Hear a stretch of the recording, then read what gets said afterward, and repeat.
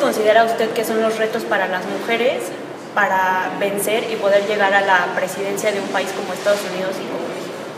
Mira, en primer lugar quiero decir que me da mucho gusto de poder conversar con ustedes y a través de ustedes con muchos otros jóvenes que nos van a escuchar.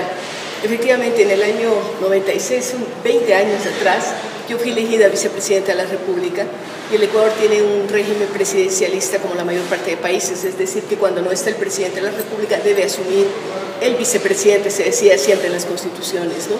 Pero en el año 97, cuando se produjo el derrocamiento de Bucaram, se argumentó que había un vacío, tal vacío no existía, de tal manera que la única explicación que cabe es que lo que había era machismo y que no se pensaba que una mujer pudiera dirigir los destinos de un país.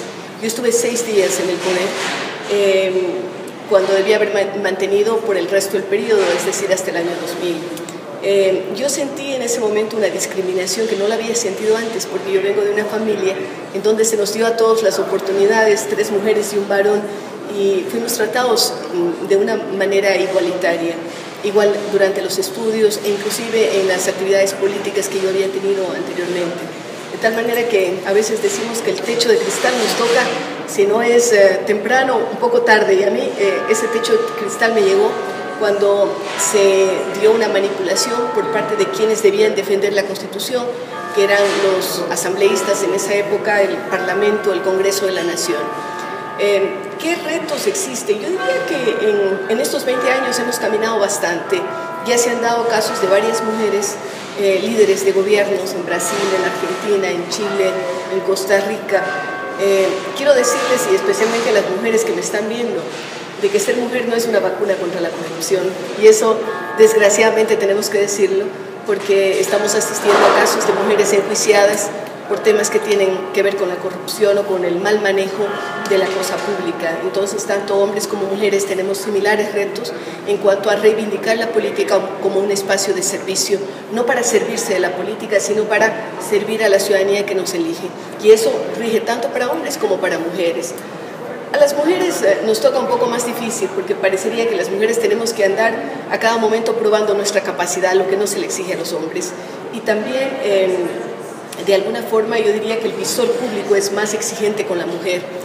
También es cierto que tenemos que compartir, y esto en la mayor parte de los hogares, sobre todo en América Latina, el tema de la maternidad, ¿no?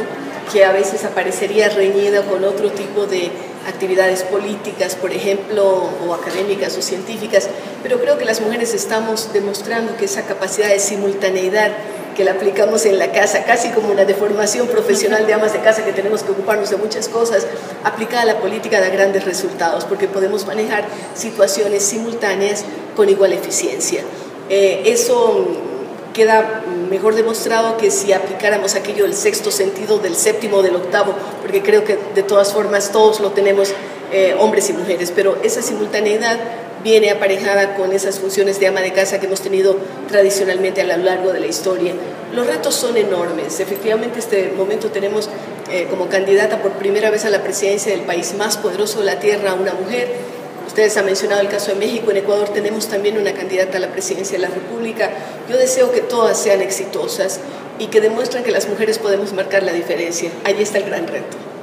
¿Cuáles cree usted que son los valores y características que debería tener una sociedad para que sea verdaderamente democrática y pueda desarrollar esta forma? Usted hace una pregunta clave, porque tiene que ver con el ser mismo de la democracia. Democracia significa ese poder del pueblo encargado a unos pocos. Para que haya democracia tiene que haber división de poderes y tiene que haber alternabilidad. Cualquier cosa que vaya en contra de la división de poderes, es decir, que un poder, a veces el ejecutivo, influencia sobre el judicial, sobre el legislativo, ya eso no es democracia.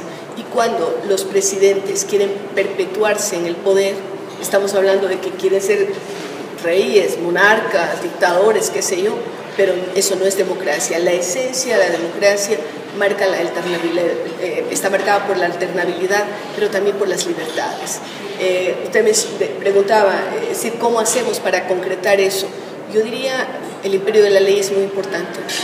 Por otro lado, tenemos que hablar de educación cívica, educación ciudadana, que haga que la gente esté capacitada, que todos nosotros estemos capacitados sobre cuáles son nuestros derechos, pero también nuestras responsabilidades, porque a veces somos muy buenos para decir yo tengo derecho a eso, pero no, yo soy responsable del otro.